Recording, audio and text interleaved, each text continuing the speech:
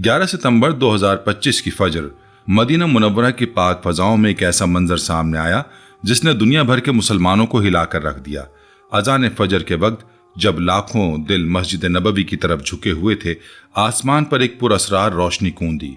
लोगों ने बयान दिए कि यह मंजर किसी मिसाइल की परछाई जैसा था और कुछ लम्हों बाद एक धमाके की आवाज ने फजा को लर्जा दिया। अब सवाल यह है कि क्या बाकी मदीना मुनव्वरा के ऊपर कोई मिसाइल गुजरा, और अगर हाँ तो इसके पीछे कौन सा पैगाम या मंसूबा छुपा हो सकता है। सोशल मीडिया पर फैलने वाली वीडियोस और तबसरे एक और भी बड़े सवाल को जन्म दे रहे हैं। क्या इस वाक़े का रब्त उसी नजरिए से है जिसे दुनिया ग्रेटर इसराइल के नाम से जानती है? ये वही नजरिया है जिसका जिक्र सदियों पुरानी तहरीरों और जदीद साइंसी एजेंडों में होता आया है। आज की इस वीडियो में हम इन्हीं चौंका देने वाले सवालात का ताक़ुब करेंगे। हम आपको दिखाएंगे कि ये खबर कैसे शुरू हुई, सऊदी हुकूमत की अब तक खामोशी क्या मायने रखती है, और ये अफवाहें ग्रेटर इसराइल के तसव्वुर से क्यों और कैसे जुड़ी जा रही हैं।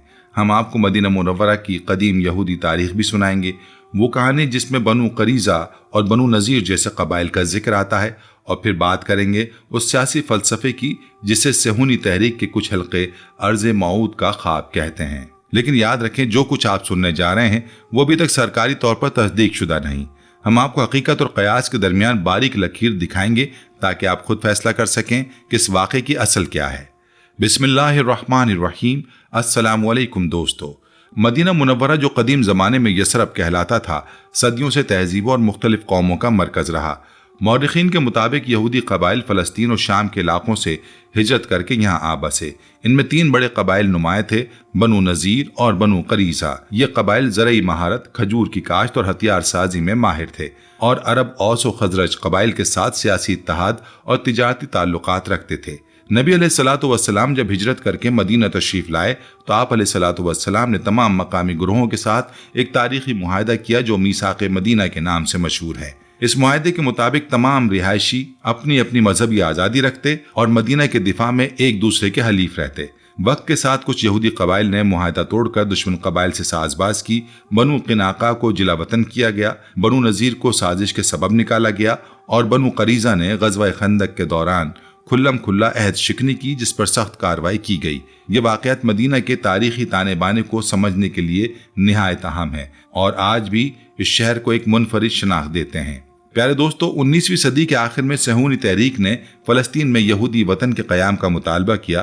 थियोडोर हर्ज़ल और दीगर रहनुमाओं ने यह तसव्वुर पेश किया जो बिलाखिर 1948 में इसराइल के क़याम पर मतनज हुआ। ग्रेटर इसराइल एक सियासी इस्तिलाह है जिसे बाज़ सख्तगीर सेहूनी हल्के बाइबली सरहदों की मखसूस ताबीर के तौर पर इस्तेमाल करते हैं। इनके मुताबिक इसराइल की सरहदें दरिया नील से लेकर दरियाए फ़रात तक फैलती हैं। अहम बात यह है कि यह नज़रिया यहूदियत के मजहबी अकीदे का मुत्तफ़िक़ा हिस्सा नहीं बल्कि एक सियासी ख्वाब है जिसे कुछ मखसूस गुरोह ही मानते हैं। इसराइल की मौजूदा सरकारी पॉलिसी इस तौसी को तस्लीम नहीं करती, लेकिन खित्ते की सियासत में इस तसव्वुर का हवाला अक्सर दिया जाता है, खास तौर पर फ़लस्तीन के तनाज़े और अरब इसराइल कशीदगी के सबाक़ में।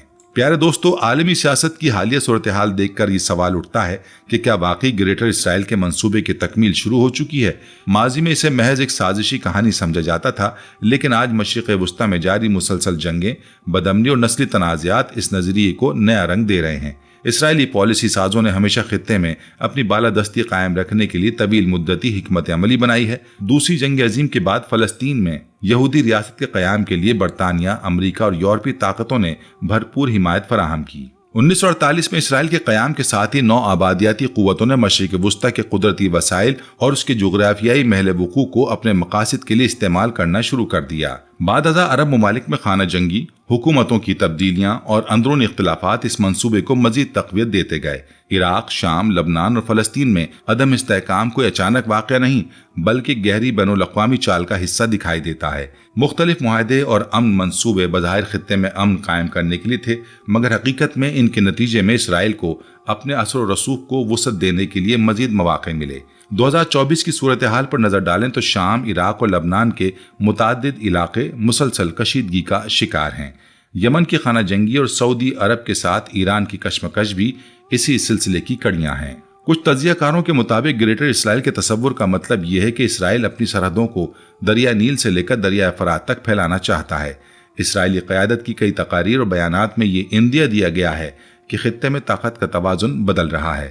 عرب ممالک کے باہمی اختلافات، فلسطین کا بگڑتا ہوا مسئلہ اور عالمی طاقتوں کا دوہرا معیار اسرائیل کے عزائم کے لیے زمین ہموار کر رہے ہیں۔ کیا یہ سب محض اتفاق ہے یا باقی ایک طویل مدتی منصوبہ؟ وقت کے ساتھ ساتھ یہ سوال مزید اہمیت اختیار کرتا جا رہا ہے۔ اگر مسلم دنیا نے دانشمندی اور اتحاد کا مظاہرہ نہ کیا تو مشرق وسطیٰ کا نقشہ آنے والے برسوں میں مکمل طور پر بدل بھی سکتا ہے۔ دوستو، مشرق وسطیٰ کے بدلتے حالات ایک نئے سوال کو جنم دے رہے ہیں۔ کیا گریٹر اسرائیل کا خواب عملی شکل اختیار کر رہا ہے؟ بعض ماہرین کے مطابق یہ منصوبہ اس تصور پر مبنی ہے کہ موجودہ اسرائیلی حدود کو بڑھا کر دریا نیل سے دریا فرات تک پھیلایا جائے۔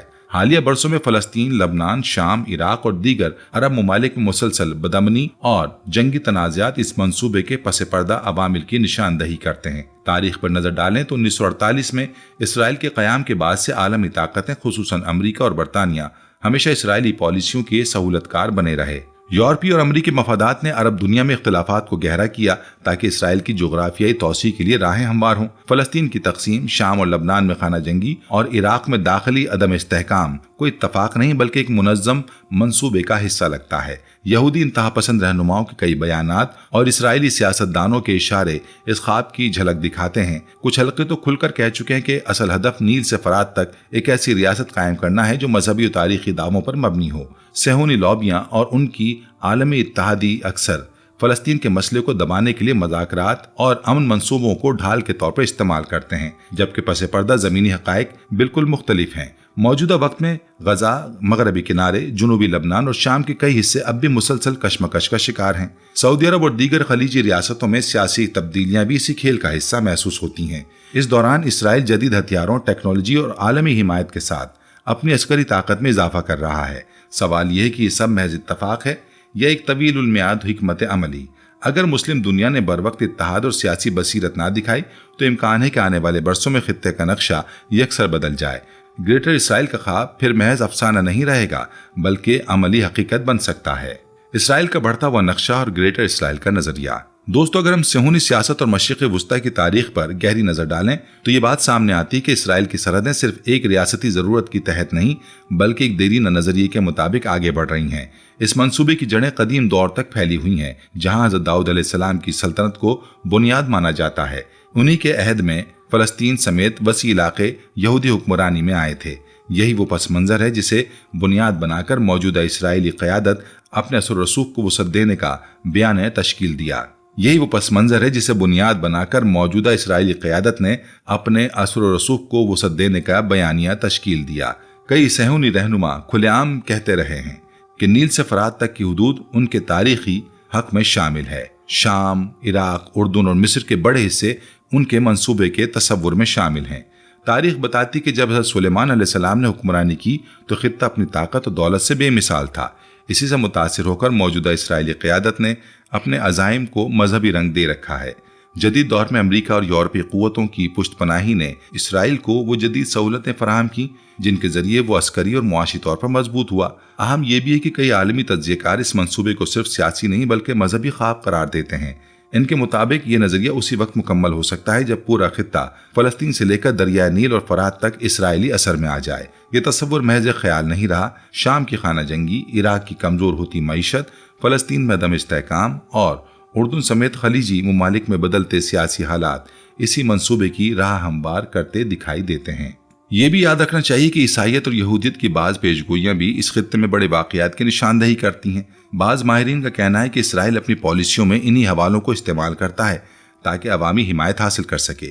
آخر میں سوال یہ ہے کہ کیا یہ سب محض اتفاق ہے یا باقی ایک منظم حکمت عملی؟ اگر امت مسلمہ نے اتحاد و دانشمندی کا مظاہرہ نہ کیا تو ممکن ہے کہ آنے والے برسوں میں گریٹر اسرائیل کا یہ خواب حقیقت میں ڈھل جائے اور مشرق وسطیٰ کا نقشہ مکمل طور پر بدل کر رہ جائے۔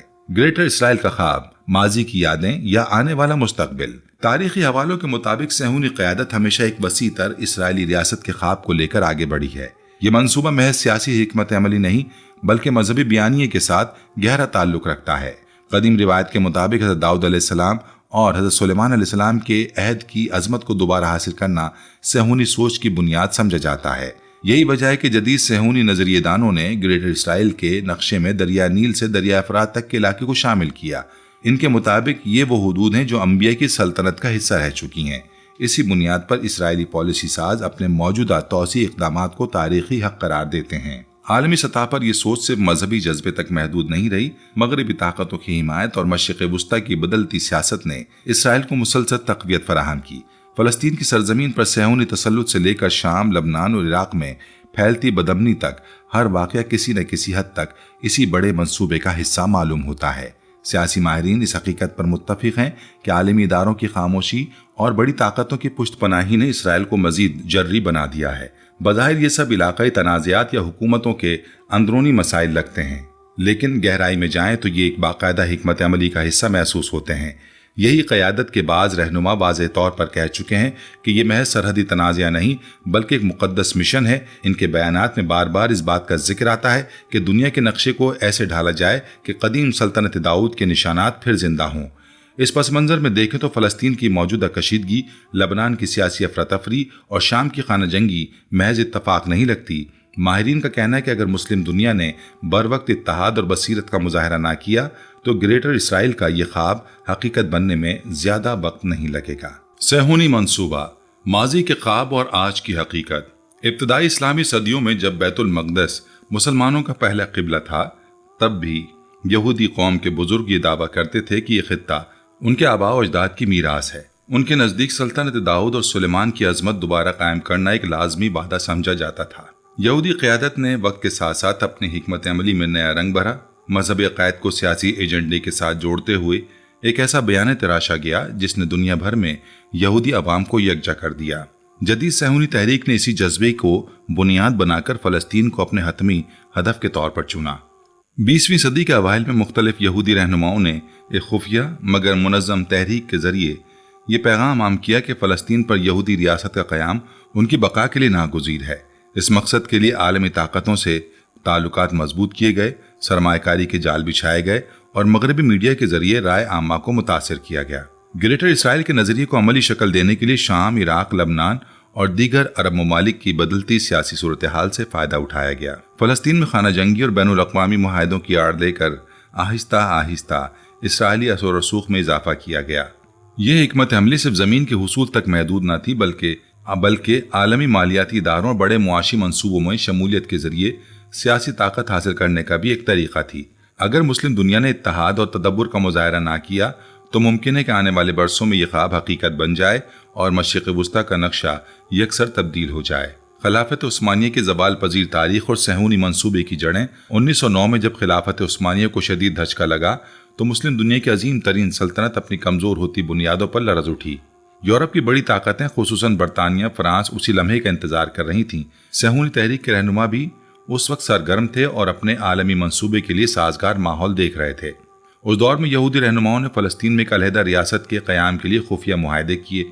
अंग्रेज़ हुक्मरानों और यूरोपीय क़ुव्वतों ने भी उस्मानियों को कमज़ोर करने के लिए अंदरूनी खलफशार को हवा दी। पहली जंग अजीम के आगाज़ में सूरत हाल मज़ीद संगीन कर दी। 1914 में खिलाफत के ज़वाल और अरब दुनिया के बिखरने के साथ ही यहूदी क़यादत ने आलमी ताकतों से अपने ताल्लुकात मजबूत किए। 1916 का मशहूर अरब मुआहदा दरअसल मुसलमानों के अंदरूनी इख्तिलाफात को बढ़ाकर खिलाफत के असर को ख़त्म करने की कोशिश थी। उसी दौरान बरतानिया ने सहूनी रहनुमाओं के साथ कई खुफिया वादे किए। बाल्फोर एलामिया इन्हीं मुआहदों का नतीजा था जिसने फ़लस्तीन में यहूदी रियासत के क़याम को बरतानिया की बाज़ाब्ता हिमायत फराहम की। जंग अजीम के बाद उस्मानियों की ताकत मजीद ज़वाल का शिकार हुई और यूरोपीय नौ आबादियाती क़ुव्वतों ने मशरिक़ वुस्ता के नक्शे को असर नौ तरतीब दिया।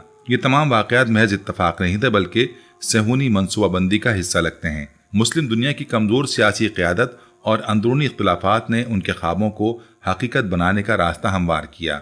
फ़लस्तीन की सरजमीन पर यहूदी रियासत के क़याम की ये तवील कहानी दरअसल सदियों पर मुहित आलमी मंसूबे की एक अहम कड़ी थी। बरतानवी मंसूबे और यहूदी रियासत की बुनियाद। पहली जंग अजीम के इख्तिताम ने मशरिक़ वुस्ता की सियासत का नक्शा बदल कर रख दिया। बरतानिया ने इस मौके को इस्तेमाल करते हुए अरब दुनिया के हिस्से बखरे कर दिए और यहूदी क़यादत के साथ खुफिया मुआहदे किए ताकि फ़लस्तीन में एक अलहदा रियासत की राह हमवार हो। यही वो दौर था जब बरतानवी हुकूमत ने शरीफ हुसैन के साथ वादे किए कि खिलाफत उस्मानिया के खिलाफ अरबों की हिमायत के बदले उन्हें आज़ाद रियासतें दी जाएंगी। लेकिन जंग के बाद उन वादों को तोड़ दिया गया और फ़लस्तीन समेत शाम, इराक और बरतानिया पर बरतानवी तसल्लुत कायम कर दिया गया। उसी ज़माने में यहूदी क़यादत ने अपनी आलमी तहरीक को मज़ीद मजबूत बनाया। یورپ کے مختلف حصوں سے یہودی سرمایہ کاروں اور سیاسی رہنماؤں نے فلسطین میں زمینیں خریدنا اور ہجرت کرنا شروع کر دیں۔ 1922 میں برطانیہ نے لیگ آف نیشنز کے سامنے اپنی پالیسی پیش کی جس نے یہودیوں کو فلسطین میں بسانے کے منصوبے کی راہ کھولی۔ دوسری جنگ عظیم کے بعد حالات نے نیا موڑ لیا۔ یورپ میں یہودیوں کے خلاف ہونے والے مظالم کو بنیاد بنا کر عالمی سطح پر ایک ہمدردی کی لہر پیدا ہوئی۔ اسی ماحول میں امریکہ اور برطانیہ نے فلسطین میں یہودی ریاست کے قیام کے لیے کھل کر حمایت کی۔ 1948 میں اقوام متحدہ کے ایک فیصلے کے تحت اسرائیل کے قیام کا اعلان کیا گیا۔ اس کے ساتھ ہی فلسطین کی سرزمین پر خون ریز جھڑپیں شروع ہو گئیں اور لاکھوں فلسطینی اپنے گھروں سے بے دخل کر دیے گئے۔ یہ سانحہ جسے آج نکبہ کہا جاتا ہے، گریٹر اسرائیل کی دیرینہ منصوبے کی ایک بڑی کڑی تھا۔ مسلم دنیا کی کمزوری اور آپسی اختلافات نے اسرائیل کو مضبوط ہونے کا مزید موقع دیا۔ عالمی طاقتیں بھی اس منصوبے کے پس پردہ سرگرم رہیں اور آج تک فلسطین کا مسئلہ بین الاقوامی سیاست کا سب سے پیچیدہ تنازع بنا ہوا ہے۔ گریٹر اسرائیل کا بڑھتا ہوا اثر اور مشرق وسطیٰ کی بدلتی سیاست۔ اسرائیل کے عزائم اب محض فلسطین تک محدود نہیں رہے۔ مشرق وسطیٰ کے کئی ممالک جن میں عراق، شام، لبنان، مصر اور سعودی عرب کے بعض حصے شامل ہیں، آہستہ آہستہ اس منصوبے کی زد میں آ رہے ہیں۔ قدیم دعوے اور مذہبی روایات کو بنیاد بنا کر صہیونی رہنما نیل سے فرات تک کا نقشہ مکمل کرنے کا خواب عام کر چکے ہیں۔ یہ تصور نیا نہیں، تاریخی حوالوں میں ملتا ہے کہ حضرت داؤد علیہ السلام کی سلطنت کو بہانہ بنا کر یہودی قیادت بارہا اپنے پھیلاؤ کو جائز قرار دیتی رہی ہے۔ صہیونی لابی کے اثر و رسوخ نے اس نظریے کو مزید تقویت دی ہے۔ سیاسی ماہرین کا کہنا ہے کہ خطے کے عدم استحکام اور عرب ممالک کی باہمی کشمکش نے اسرائیل کے منصوبوں کے لیے زمین ہموار کر دی ہے۔ امریکی حمایت اس توسیعی سوچ کو مزید طاقت دیتی ہے۔ متعدد بار امریکی حکام نے مشرق وسطیٰ کے تنازعات میں اسرائیل کے حق میں فیصلہ دیا، جس کے نتیجے میں فلسطینی عوام کی مشکلات بڑھ گئیں۔